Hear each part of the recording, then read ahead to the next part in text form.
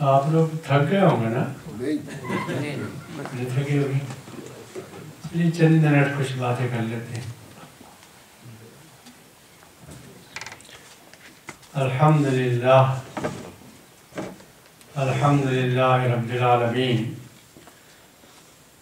والصلاة والسلام علی سید المرسلین محمد الامین خاتم النبیین حبیبنا و حبیب رب العالمین وعلی آلہ و اصحابہ و اتباعہ اجمعین۔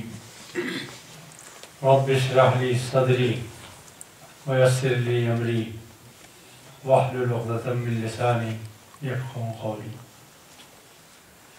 قابل احترام بزرگان دین، بھائیوں بہنوں، السلام علیکم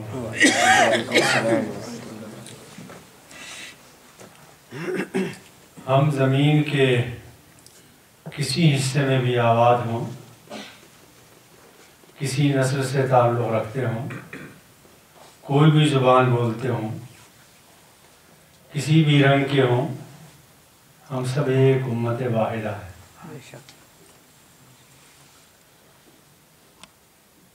آپ یہاں رہتے ہیں، میں انڈیا میں رہتا ہوں، لیکن اگر میں آپ کے لیے نماز میں دعا نہ کروں تو میری نماز قبول نہیں ہوگی۔ سبحان اللہ۔ السلام علینا وعلی عباد اللہ الصالحین، التحیات میں ہر مسلمان یہ پڑھتا ہے۔ سلامتی ہو ہم پر اور تمام دنیا کرۂ ارض کے نیک مسلمانوں پر۔ اگر میں انڈیا میں بیٹھے ہوئے آپ کے لیے دعا نہ کروں تو میری نماز قبول نہیں۔ آپ یہاں رہتے ہوئے میرے لیے دعا نہ کریں تو آپ کی نماز قبول نہیں۔ ہم سب ایک امت ہیں،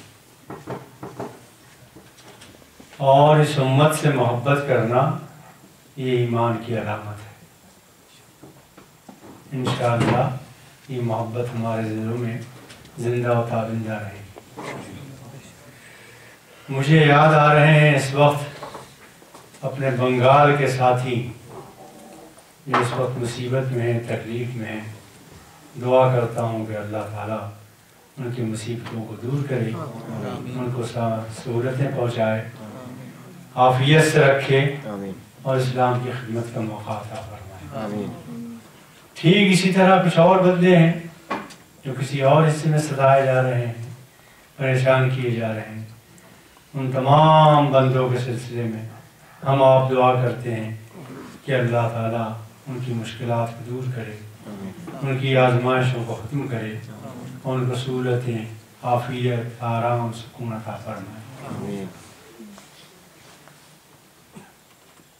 مسجد کے تعلق سے تو آپ نے بہت سی باتیں سن لی اور جذبے بھی تازہ ہو گئے ہوں گے انشاءاللہ، اور جن بزرگوں نے آپ کو آمادہ کیا کہ آپ کا کام ہے، کرنا ہے، وہ کام بھی ہو چکا۔ میں چند باتیں آپ سے عرض کروں گا ذرا اس سے ہٹ کے، اگرچہ متعلق ہوگی اس سے ہی۔ یہ پچھلے 60 سال 70 سال ہم پر ایسے گزرے کہ اس میں آزمائشیں بھی بہت آئیں، تکلیفیں بھی بہت آئیں، دکھ بھی بہت سہے ہم نے، اور پیشن گوئی تھی اللہ کے رسول کی۔ فرمایا تھا یوشک الامم ان تداعی علیکم کما تداعی الکلب الی قصتها۔ دنیا کی تمام امتیں جمع ہو کر، متحد ہو کر مسلمانوں پر ٹوٹ پڑیں گے، جیسے بھوکے لوگ مل کر دسترخوان پر ٹوٹ پڑتے ہیں۔ صحابہ نے پوچھا یا رسول اللہ من قلت نحن یومئذ، کیا ایسا اس لیے ہوگا کہ اس دور میں ہماری تعداد کم ہوگی؟ تو آپ نے فرمایا لا بل انتم کثیر، نہیں تو اس زمانے میں بہت بڑی تعداد میں ہوگی. کثیرن کا وسائل سیل، بہت بڑی تعداد ہوگی تمہاری. جیسے زمین میں طوفان آ جائے اور اس پر جھاگ اور تنکے ہوتے ہیں اور وہی چھائے ہوئے معلوم ہوتے ہیں، اس طرح نظر آؤ. لیکن وزن تمہارا جھاگ اور تنکوں کی طرح ہوگا. دشمنوں کے دلوں سے تمہارا رعب نکل جائے گا، تمہارے دل میں وہن پیدا ہو جائے گا. صحابہ نے پوچھا یا رسول اللہ یہ وہن کیا ہے؟ فرمایا حب الدنیا و کراہیت الموت. دنیا کی محبت پیدا ہو جائے گی اور موت سے ڈرنے لگو گے. یہ دور اپنی آنکھوں سے ہم کرۂ ارض پر دیکھ رہے ہیں. اس وقت پوری دنیا کا یہی حال ہے. مگر چونکہ روئے زمین پر اس وقت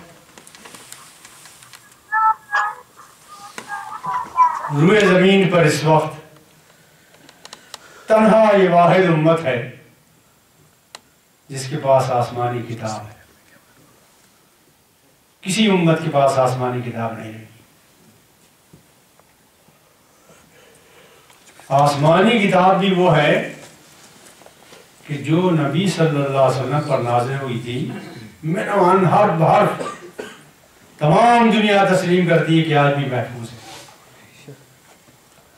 اور وجہ یہ ہے کہ اللہ نے فرمایا اِنَّا نَحْنُ نَزَّلْنَا الذِّكْرَ وَإِنَّا لَهُ لَحَافِظُونَ. یہ ذکر میں نے نازل کیا ہے اور میں لازماً اس کی حفاظت کروں گا. اور قسم ہے پروردگار کی، جس چیز کی حفاظت کی ذمہ داری اللہ لے لے اسے دنیا کی کوئی طاقت غائب نہیں کر سکتی، مٹا نہیں سکتی. قیامت تک انشاءاللہ یہ قرآن زندہ و پائندہ رہے گا. بہت مٹانے کی کوشش کی گئی. البتہ ایک نقطہ یہ ہے اس میں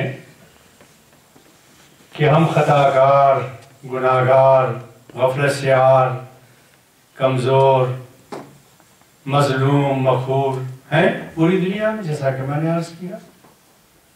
لیکن قرآن آج بھی ہمارے ہاتھوں میں ہے.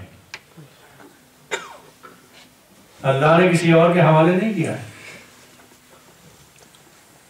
اور قرآن کی حفاظت کی ذمہ داری اللہ نے لے لی ہے. اس کا ترجمہ یہ ہوا، اس کا مفہوم یہ ہوا کہ جن ہاتھوں میں قرآن ہے ان ہاتھوں کی حفاظت کی ذمہ داری بھی اللہ کے ذمہ ہے. یہ امت بھی محفوظ رہے گی، قیامت تک محفوظ رہے گی. سوچنے والے کچھ بھی سوچا کریں، جسے اللہ محفوظ رکھنا چاہے اسے کوئی نہیں مٹا سکتا. یہ گارنٹی ضمانت اللہ نے لی ہے ہماری. اور بڑی نعمتیں ہیں ہمارے پاس. اللہ نے ہمیں قرآن سے نوازا، اور قرآن جو بہت بڑی نعمت ہے ہمارے پاس.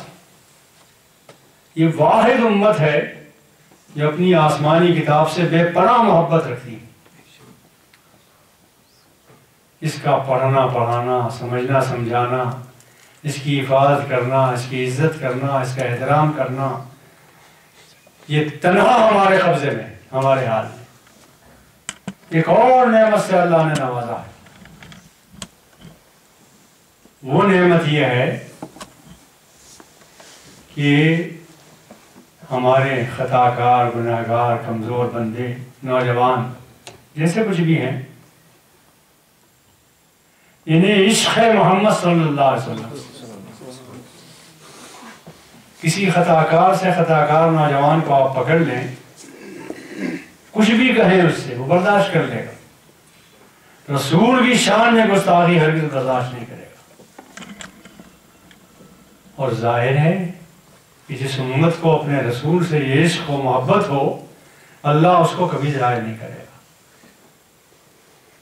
بس اب میں آپ سے کہنا یہ چاہتا ہوں کہ پچھلے 60-70 سال سے ہم لوگ اپنے ملکوں سے نکل کر مختلف ملکوں میں ہجرت کر رہے ہیں۔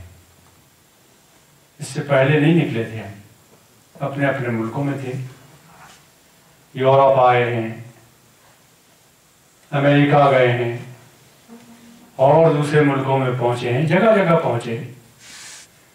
ہمارا سب سے بڑا مسئلہ یہ ہے کہ جن ملکوں میں ہم پہنچے ہیں وہاں ظاہر زندگی کے ایام پورے ہو جائیں گے، آنکھ ایک دن بند ہو جائے گی، ہماری نسل کا کیا ہوگا؟ یہ سب سے بڑا مسئلہ ہے، اس سے بڑا کوئی مسئلہ نہیں۔ آپ خوشحالی کے لیے، امن و آشتی کے لیے، سکون کے لیے، اپنی حالت کو اچھی بنانے کے لیے ہجرتیں کی، مختلف ملکوں میں گئے، لیکن خدا نخواستہ اگر آپ کے بچے آپ کے دین پر نہ رہے، ضائع ہو گئے، تو آپ بہت گھاٹے میں، تباہ ہو گئے آپ۔ اس لیے سب سے بڑا مسئلہ آپ کا یہ ہے کہ آپ کے بعد آپ کے بچے آپ کے دین پر قائم رہیں۔ ایک بہت بوڑھا انسان تھا اس دنیا میں، بہت ضعیف ہو گیا تھا۔ اس نے کشتی بنائی، طوفان آیا، کشتی کھیلنے لگا۔ جب کشتی روانہ ہوئی تو اس نے ایک منظر دیکھا کہ ایک بچہ ڈوب رہا ہے، ایک نوجوان ڈوب رہا ہے۔ اس نے چیخ کر کہا، یا بنی ارکب معنا، اے میرے پیارے بیٹے، ڈوب رہا ہے، ہوتے کھا رہا ہے، کشتی میں بیٹھ جا۔ اس بیٹے نے جواب دیا، ساوی الی جبل، میں پہاڑی پر چڑھ جاؤں گا، آپ کشتی لے جائیے۔ قرآن کا بیان یہ ہے کہ باپ بیٹے میں گفتگو ہو رہی تھی، حال بینہما الموج، اور دونوں کے درمیان ایک موج حائل ہوئی، فکان من المغرقین، نوجوان ڈوب گیا۔ نوجوان جب ڈوبا ہے اس وقت کی گفتگو سناتا ہوں اللہ کی اور اس بوڑھے انسان کی۔ وہ بوڑھا انسان چیخا کہ پروردگار یہ کیا ہوا؟ تو نے مجھ سے وعدہ کیا تھا کہ تیرے گھر والوں کو بچاؤں گا۔ ان ابنی من اہلی، میرا بچہ، میرا بیٹا تو میرے گھر والوں میں سے تھا، یہ کیسے ڈوب گیا؟ جواب سناتا ہوں آپ کو اللہ کا۔ اللہ نے جواب یہ دیا، انہ لیس من اہلک، وہ تیرے نطفے سے پیدا ہوا تھا، تیرے گھر میں پلا بڑا تھا، لیکن تیرے گھر والا نہیں ہے وہ۔ انہ لیس من اہلک، وہ تمہارا گھر والا نہیں ہے۔ تمہارے گھر کے لوگ تو وہ ہیں جو ایمان لائیں، تمہاری روایات پر ہوں، تمہاری تہذیب پر ہوں، تمہارے دین پر ہوں، وہ تمہارے گھر والے ہیں جو کشتی میں بیٹھ گئے، وہ کسی نسل کے ہوں، کسی گھرانے کے ہوں، کسی خاندان کے ہوں۔ خدا نخواستہ ہمارے بعد ہمارے بچے ہمارے دین پر نہ رہے، ہماری روایات پر نہ رہے، ہماری تعلیمات پر نہ رہے، ہماری تہذیب پر نہ رہے، تو اللہ کہتا ہے وہ تمہاری اولاد نہیں، تمہارے گھر والے نہیں۔ ہمارے گھر والے وہ ہوں گے جو ہماری تعلیمات پر ہوں، ہماری تہذیب پر ہوں۔ تو سب سے بڑا مسئلہ یہ ہے کہ ہمارے بعد ہماری نسل ہمارے دین، ہماری تعلیمات پر باقی رہے، اور اس کا واحد علاج یہ ہے کہ وہ پاور ہاؤس ہم تیار کریں جہاں سے دین کی تعلیمات، دین کی روایات، دین کی اقدار، دین کی چیزیں انہیں مل سکیں، اور اس کا نام مسجد ہے۔ یہ مسجدیں آپ آباد کریں گے، تعمیر کریں گے، تو کفر کی آبادیوں میں مندروں کے درمیان زندہ رکھے گی آواز حق و آواز اذان۔ یہی آواز اذان حق کو زندہ رکھنے والی چیز ہے۔ اس لیے بھائیوں، دوستوں، یہ ضروری ہے کہ ہر جگہ یہ پاور ہاؤس، ہم دینی پاور ہاؤس، روحانی پاور ہاؤس، یہ تعمیر کریں۔ نبی صلی اللہ علیہ وسلم نے فرمایا، اذا رأیتم الرجل یتعاہد المسجد فاشہدوا لہ بالایمان، جب تم دیکھو کہ کوئی بندہ مسجد کی تعمیر، مسجد کی آباد کاری، مسجد کی ترتیب و تزئین، مسجد کے انتظام میں لگا ہوا ہے دن و رات، تم سب گواہ ہو جانا کہ وہ صاحب ایمان ہے، تم اس کے ایمان کی گواہی دینا. فشہدوا لہ بالایمان، یہ مومن ہے. آپ اس کام میں لگے ہوئے ہیں، ہم سب گواہی دیتے ہیں کہ آپ مومن ہیں. اور آپ کی ایمان کی گواہی کے معنی کیا ہے؟ اس گواہی کے ایمان کے معنی یہ ہے کہ آپ اللہ کی رضا کو حاصل کرنے والے، جنت پانے والے ہیں. یہ تو مفہوم ہوگا. یہ جنت جس کی نعمتوں کا کچھ ذکر ہوا، جس کا تذکرہ بھی کچھ ہوا، ایک تھوڑی سی جھلک اس کی میں اور دکھاتا ہوں جنت کی. جب اہل جنت میں پہنچ جائیں گے تو اللہ تعالیٰ ان سے گفتگو کرے گا، کہے گا میرے بندو تم خوش ہو، جنت میں ہر نعمت تمہیں مل گئی ہے. بندے کہیں گے پروردگار، جو ہمارے ذہنوں نے کبھی سوچا نہیں تھا، ہمارے ذہنوں میں کبھی آیا نہیں تھا، ہم نے کبھی سوچا بھی نہیں تھا، وہ ساری نعمتیں مل گئی، ہم بہت خوش ہیں، سب کچھ مل گیا. دعا کیجئے کہ ان بندوں میں ہم بھی ہوں. تو اللہ تعالیٰ کہے گا میرے پیارے بندو، ابھی ایک نعمت باقی ہے، اور وہ نعمت جب میں تمہیں دوں گا، یہ ساری نعمتیں جو اب تک مل چکی ہیں ہیچ نظر آئیں گی، بے قیمت ہو جائیں گی. اب حیران ہوں گے اہل جنت کے بھلا کیا رہ گیا، کیا نعمت نہ تھی جو ہمیں ملی نہیں، سب کچھ تو مل گیا. تو اعلان ہوگا جنت میں کہ اہل جنت خوش ہو جاؤ، فلاں روز فلاں دن جنت کے فلاں سبزار میں سب جمع ہوں گے، اور انشاءاللہ وہ نوروز کا دن ہوگا، جشن کا دن ہوگا، اہل جنت وہاں جمع ہو جائیں گے. پھر دعا کیجیے اللہ کرے ان میں ہم بھی ہوں. آمین. پھر جب وہاں جمع ہو جائیں گے تو اب حیران ہوں گے، ایک دوسرے سے پوچھیں گے کہ بھلا کیا نعمت ملنے والی ہے، سب کچھ تو مل گیا. تو اللہ کے رسول محمد صلی اللہ علیہ وسلم فرماتے ہیں، اور ان کے واسطے سے جب میں بات کہوں تو دل کے دروازے کھول لیں. شک کی کوئی لہر گزر گئی تو ایمان خطرے میں پڑ جائے گا. وہ سچے انسان تھے، جو کچھ کہا حق ہے. فرماتے ہیں کہ جب یہ اہل ایمان جنت کے اس سبززار میں انتظار میں ہوں گے کہ وہ کیا نعمت ملنے والی ہے، تو اللہ تعالیٰ اپنا دیدار کرائے گا. اللہ اکبر، اپنا دیدار کرائے گا. اور دیدار کرانے کے بعد کہے گا میرے بندو خوش ہو. بندے کہیں گے پروردگار بہت خوش ہیں. اب جو الفاظ کہے گا اللہ تعالیٰ اس پر جان قربان کرنے کو جی چاہتا ہے. کہے گا میرے پیارے بندو تم خوش ہو تو میں بھی تم سے خوش ہوں، اور اب کبھی بھی تم سے ناراض نہیں ہوں گا. سوچئے اپنے رب کی زبان اقدس سے یہ کلمے سننے کے لیے اگر آپ اپنا مال خرچ کر دیں، اپنی جان خرچ کر دیں، اپنے اوقات خرچ کر دیں، تو نفع کا سودا ہے، گھٹے گا نہیں.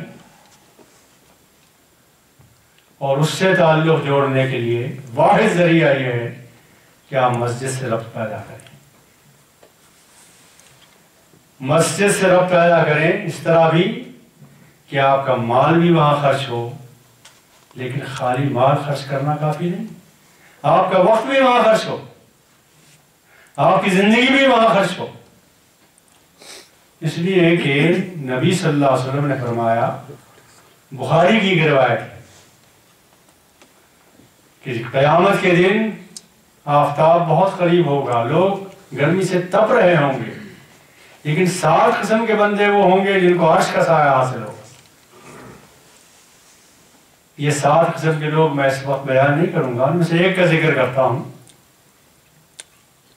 6 کا تلاش کیجیے گا، کچھ خود میں محنت کریں، تلاش کریں.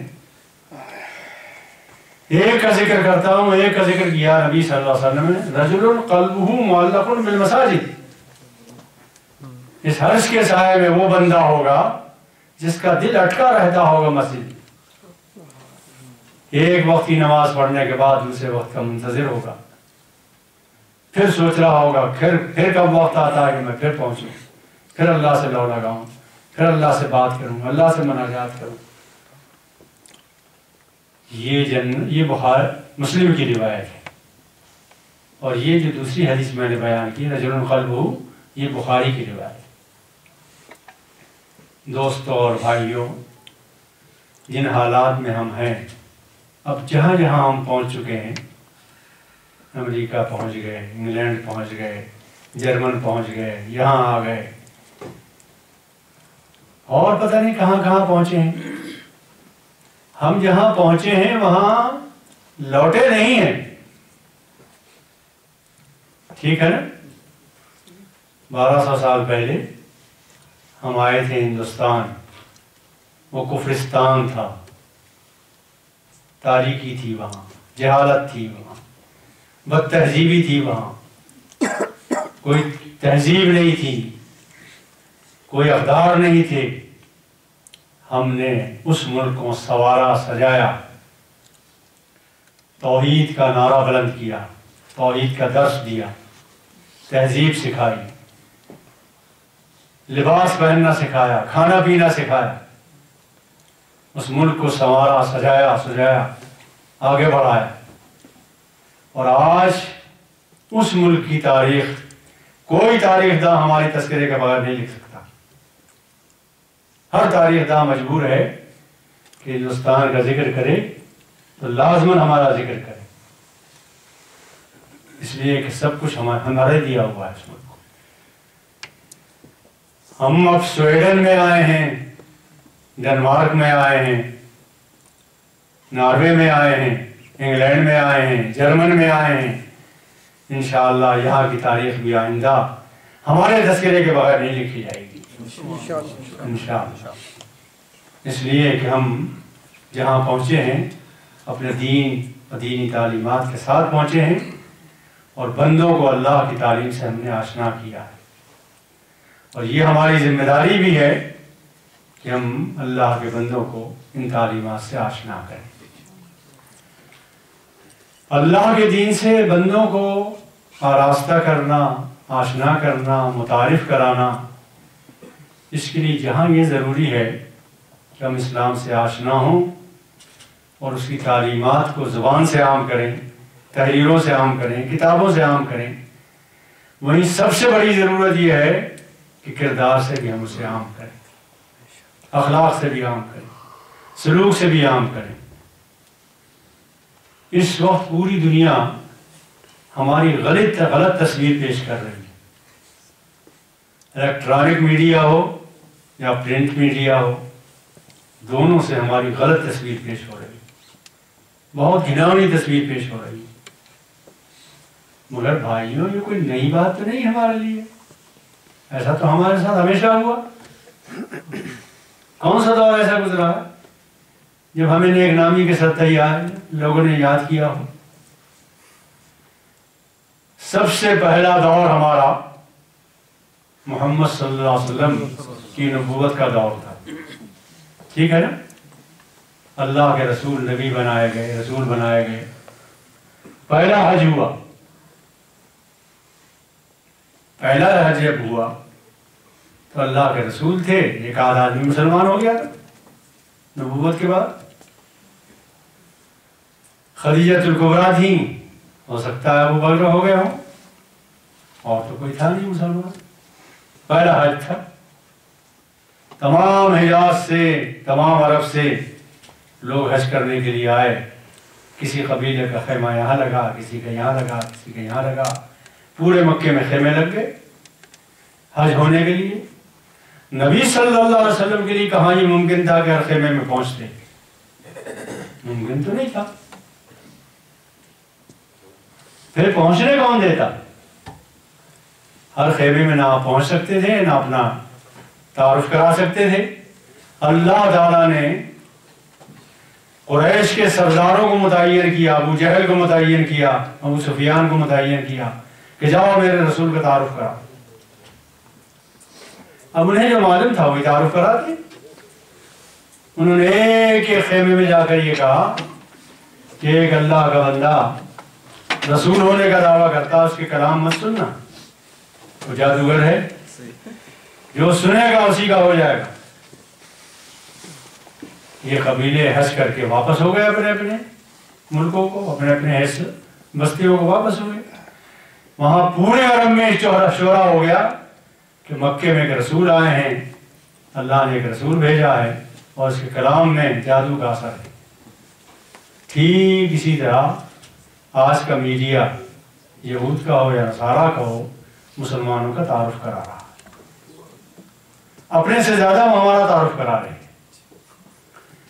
البتہ وہ مجنون اور کچھ کاہن وغیرہ کے جو الفاظ رسول کے بارے میں کہتے تھے، اس اصطلاح کو بدل دیا ہے انہوں نے، اب کچھ اور اصطلاحیں ہمارے لیے استعمال کرتے ہیں، کچھ دہشت گرد وغیرہ اس طرح کی۔ سنت وہی ہے، بات وہی ہے، الفاظ بدل گئے ہیں، بدل جاتے ہیں الفاظ تو۔ یہ کیفیت پوری دنیا میں ہماری ہے، لیکن میں آپ کو خوشخبری سناتا ہوں کہ اللہ کے بندو، اللہ کے محبوب بندو، اللہ کے دین کی راہ میں لگے رہو۔